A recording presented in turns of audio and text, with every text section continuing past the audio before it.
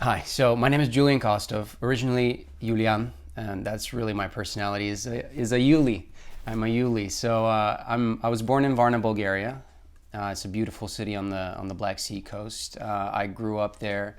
I studied in a Spanish learning high school, and I was a professional swimmer in my teens. I was part of the national team, and then I decided I would just moved to Holland and study business management, because what else can you do but study business? Nothing else occurred to me. Nobody was an actor in my family or any of our friends, so it never occurred to me, even though I loved movies and I was such a cinephile growing up, that this is something that I could be doing for a living. And it actually struck me when I was in Holland, very depressed, in a small town called Tilburg.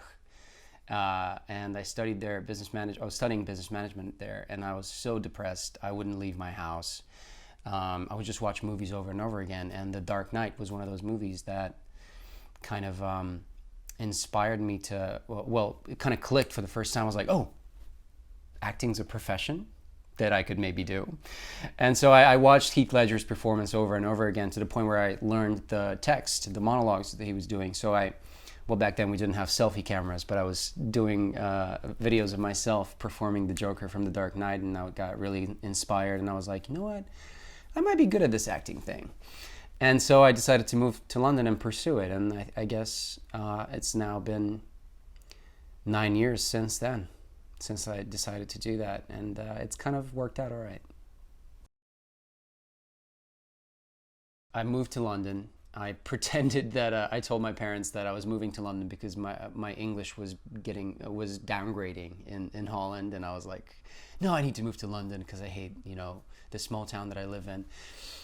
I was so naive that I had read some success stories of people being spotted on the street, and so I went to London, and the first 7 days I was walking up and down in October. It was freezing cold, and I was like trying to be noticed by a director or I don't know who.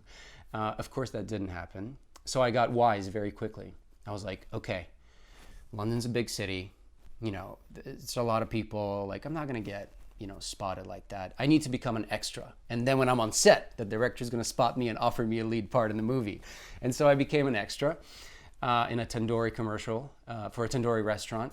And I didn't get recognized either. So I quickly realized that it's not how it happens, and that you actually have to bleed a lot for it.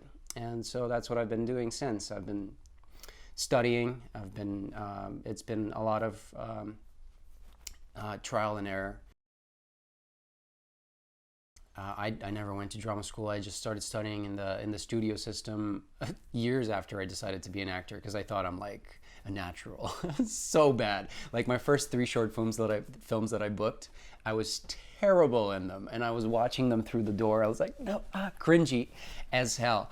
But I was like, you know what? I'm super bad, but I like it. I like this acting thing. I'm gonna investigate. I'll learn. It's a skill. My studio training is all about cold reading and about being yourself in the circumstances and in the shoes of the character, but the character is you, or a certain part of you, and that's why in the studio we work on accessing those parts of ourselves that we've blocked out because of trauma, be it personal or some sort of conditioning, social conditioning that we have. Men can't cry. Men shouldn't be vulnerable. That's weak.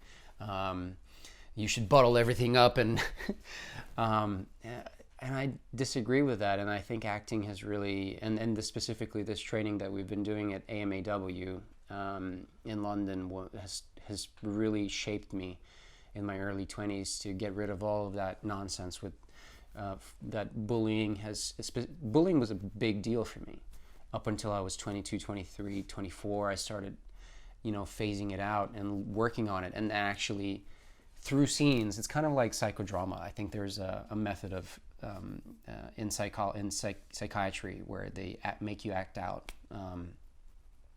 your traumatic experiences, and I think that's why acting attracts such broken people. I say broken people in the most beautiful way. because I think our scars are the ones that make us beautiful and who we are and complete. Like even my dad was like, because of course he loves me and he doesn't want my heart to get broken. He was like, "Have you ever heard of anybody that whose surname ends with an OV? That's a star in Hollywood." And I was like, "No, but look at Arnold. You know, he's got a weird surname and he's a star." And he's like, "Yeah, but he's specific. You're not." I'm like, "Forget about it. I'm gonna be the first one. I'm gonna be the first OV person in Hollywood."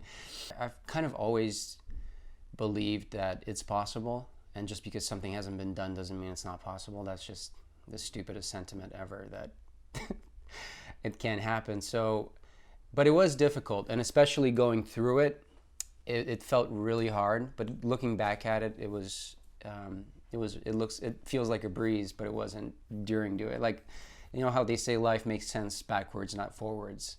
So after it's unfolded, you're like, oh, I see why I had to suffer through all that and not have money throughout my 20s and live on credit. But all the money that I ever made, I mostly invested in my own career. I invested in my in acting classes, in studio workshops, casting director workshops, one-on-ones with certain people, dialect coaches, accent coaches. And so I was always very proud to be a Bulgarian. I knew a lot about our history. I've always felt that I'm as good as any other person, like, or have a perceived equal start. But once you go abroad and you see how people are, especially in 2010, 11, when I went to Europe, we were just about to get in the EU, or I think we just gotten into the EU, but still not really. We were kind of like EU, but not really.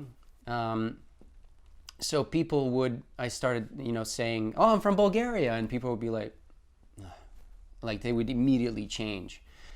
But because I don't sound Bulgarian per se, you couldn't say it from my appearance or the way I present. But when you ask me, I would always be like, "Yeah, I'm from Bulgaria," and they would be like, oh shit. I was like, why is that? And then that was the thing that really hurt me growing up in London. Growing up as a man in London, I mean, in my early 20s. And I had to also deal with that myself, and I had to deal with that through acting as well. I would learn this American accent so that I can have more opportunities, because one, there was no roles for people like me. And I had to create a niche for myself. And anybody can be American in English, because it's a multicultural society, multi-ethnic society. There was this one moment that really, I think I got over my foreigner complex. We were doing a scene, and I was again doing an American, and he was like, "Julian, no." He's from Boston. He's like, "Julian, come on, do it in Bulgarian." And I was like, "No, I don't want to. I want to practice this, and why do I need to do? There's no roles anyway for that. I'm never gonna break through as a Bulgarian." He's like, "No, listen to me. Just do the scene like a 5-year-old Bulgarian little boy." But I couldn't connect to it fully emotionally for some reason.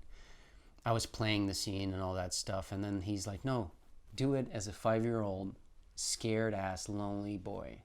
He's like, "That's you, Julian. You're a scared ass lonely boy in life, but you're not excited. You're too cool for school." And I immediately went into tears, and we started the scene from there. And I was like, it was like an amazing scene. I did it in my own, not my own accent, but in a Bulgarian accent. And then I think that's when, because I was stuck for about 6 months in my work in studio, and I think that was the moment that it unleashed. And as soon as I was comfortable being from Eastern Europe and not thinking that's something to be ashamed of, on the contrary, it doesn't matter where you're from, you just have to be who you are. And after I did that, I think like a month after, I got an audition for a thing called Another Mother's Son, which was my kind of break, because I got to do a leading dramatic role in a relatively big budget independent drama in the UK. And there was a massive audition process that they interviewed a lot of people for that role. But I did a callback and I booked it, and it was a fantastic experience. It was a beautiful movie, a beautiful true story about a Russian prisoner of war that was taken by the Nazis and brought to Jersey, the island in the Channel Islands, the only territory that was occupied by the Nazis, and the only English territory that was occupied by the Nazis. Once I embraced my truth and who I am fully, that's when the role became available. Up until then, there was no roles like that. But maybe there were.